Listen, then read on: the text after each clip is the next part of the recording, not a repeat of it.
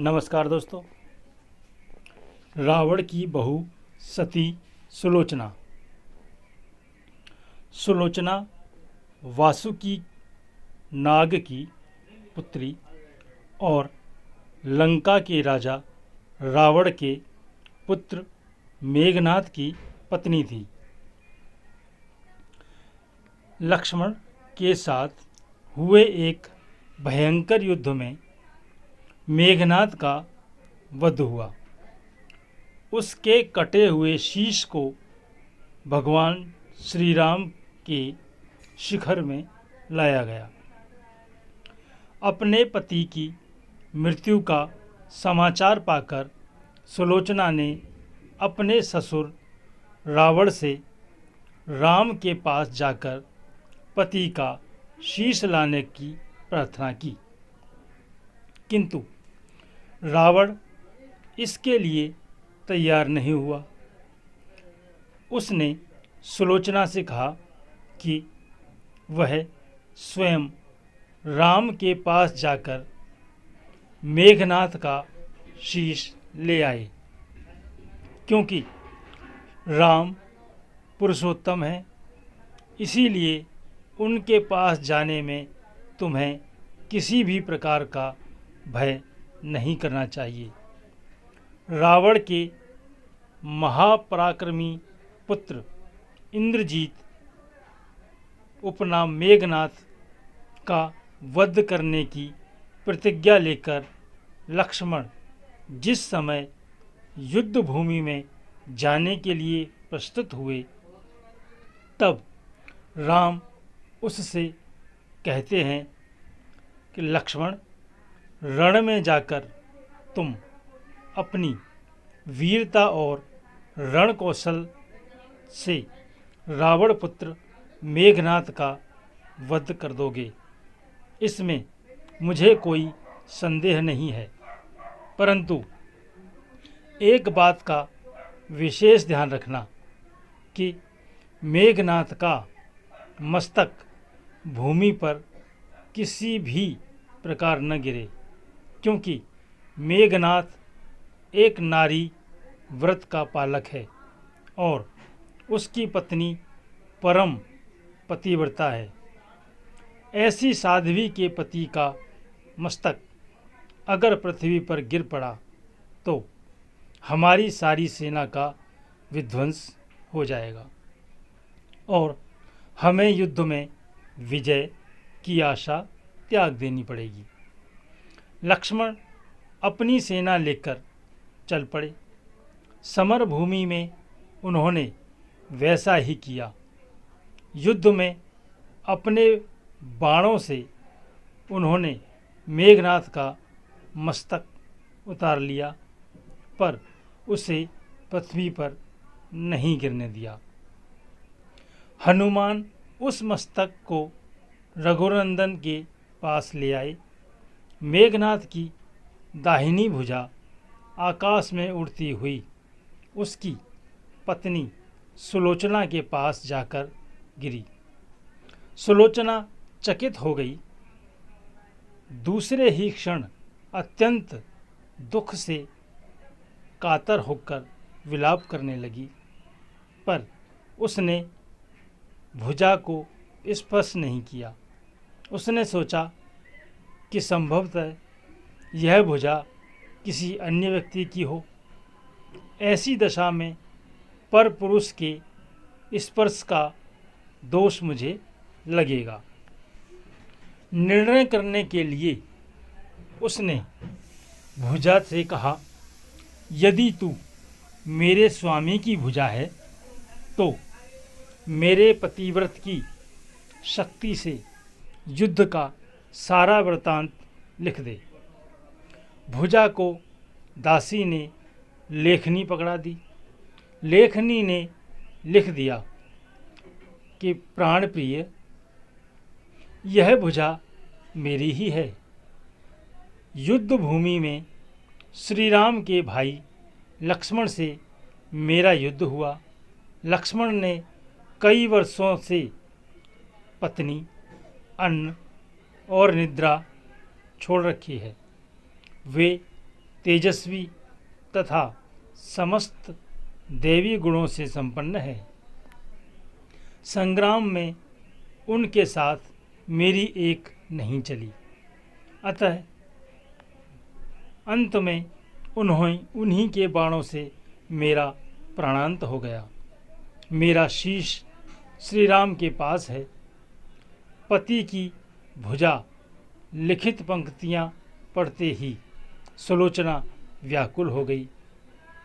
पुत्रवधू के विलाप को सुनकर लंकापति रावण ने आकर कहा, शोक न कर पुत्री, प्रातः होते ही सहस्त्रों मस्तक मेरे बाणों से कट कर पृथ्वी पर लौट जाएंगे। मैं रक्त की नदियां बहा दूंगा। करुण चीत्कार करती हुई सुलोचना बोली, पर इससे मेरा क्या लाभ होगा पिताजी? सहस्त्रों नहीं, करोड़ों शीश भी मेरे स्वामी के शीश के अभाव की पूर्ति नहीं कर सकेंगे।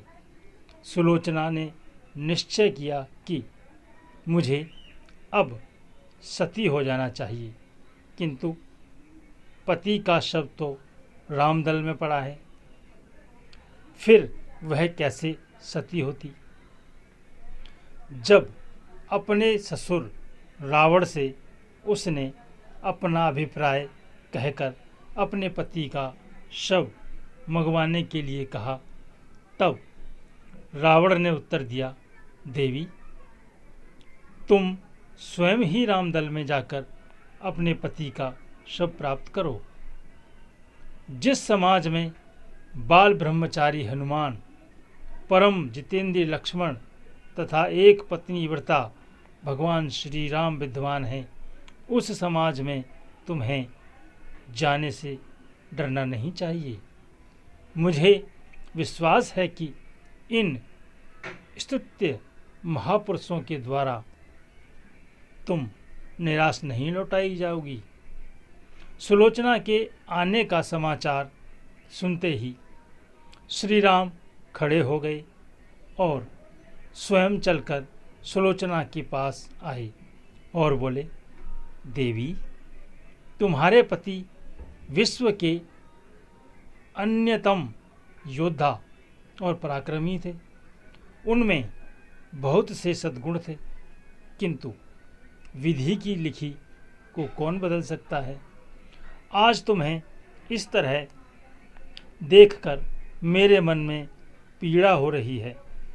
सुलोचना भगवान की स्तुति करने लगी।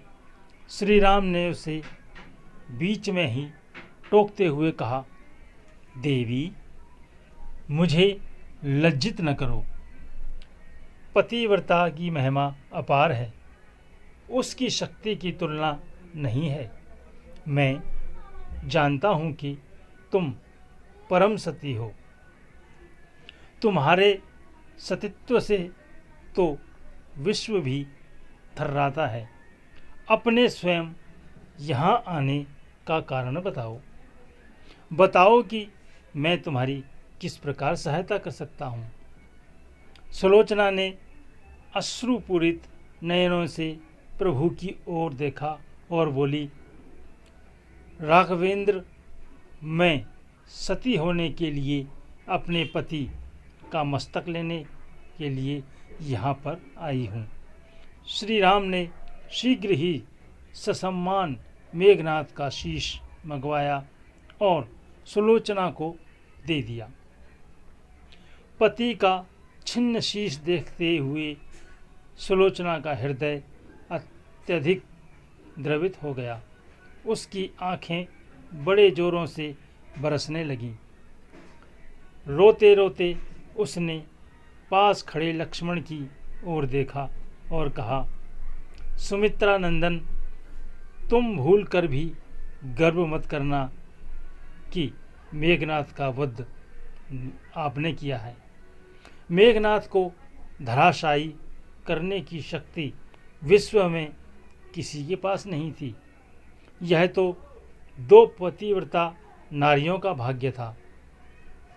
आपकी पत्नी भी पतिव्रता है और मैं भी पति चरणों में अनुरक्ति रखने वाली उनकी अनन्य उपासिका हूँ। पर मेरे पति देव पतिव्रता नारी का अपहरण करने वाले पिता का अन्न खाते थे और उन्हीं के लिए युद्ध में उतरे थे। इसी से मेरे जीवन धन परलोक सिधारे। सभी योद्धा सुलोचना को राम शिविर में देखकर चकित थे। वे यह नहीं समझ पा रहे थे कि सुलोचना को यह कैसे पता चला कि उसके पति का शीश भगवान राम के पास है। जिज्ञासा शांत करने के लिए सुग्रीव ने पूछ ही लिया कि यह बात उन्हें कैसे ज्ञात हुई कि मेघनाद का शीश श्री राम के शिविर में है। सुलोचना ने स्पष्टता से बता दिया, मेरे पति की भुजा युद्ध भूमि से उड़ती हुई मेरे पास चली गई थी। उसी ने लिखकर मुझे बता दिया। व्यंग भरे शब्दों में सुग्रीव बोल उठे, निष्प्राण भुजा यदि लिख सकती है तो फिर यह कटा हुआ सिर भी हंस सकता है। श्री राम ने कहा, व्यर्थ बातें मत करो मित्र। पतिव्रता की महात्म्य को तुम नहीं जानते। यदि वह चाहे तो यह कटा हुआ सिर भी हंस सकता है। श्री राम की मुखकृति देखकर सुलोचना उनके भावों को समझ गई। उसने कहा, यदि मैं मन वचन और कर्म से पति को देवता मानती हूँ तो मेरे पति का यह निर्जीव मस्तक हंस उठे। सुलोचना की बात पूरी भी नहीं हुई थी कि कटा हुआ मस्तक जोरों से हंसने लगा। यह देखकर सभी दंग रह गए। सभी ने पतिव्रता सुलोचना को प्रणाम किया। सभी पतिव्रता की महिमा से परिचित हो गए थे। चलते समय सुलोचना ने श्री राम से प्रार्थना की, भगवान, आज मेरे पति की अनित्येष्टि है क्रिया है और मैं उनकी सहचरी उनसे मिलने जा रही हूँ। अतः आज युद्ध बंद रहे। श्री राम ने सुलोचना की प्रार्थना स्वीकार कर ली। सुलोचना पति का सिर लेकर वापस लंका आ गई। लंका में समुद्र के तट पर एक चंदन की चिता तैयार की गई। पति का शीश गोद में लेकर सुलोचना चिता पर बैठी और धधकती हुई अग्नि में कुछ ही क्षणों में सती हो गई। ईश्वर हम सबके जीवन को खुशियों से भर दें और दुखों से बहुत दूर रखें। अपने व्यस्त जीवन से अमूल्य समय निकालकर यहाँ तक वीडियो देखने के लिए बहुत बहुत धन्यवाद। मिलते हैं अगले वीडियो में नए रहस्य के साथ। कृपा करके चैनल को सब्सक्राइब करें और शेयर करें और लाइक भी करें।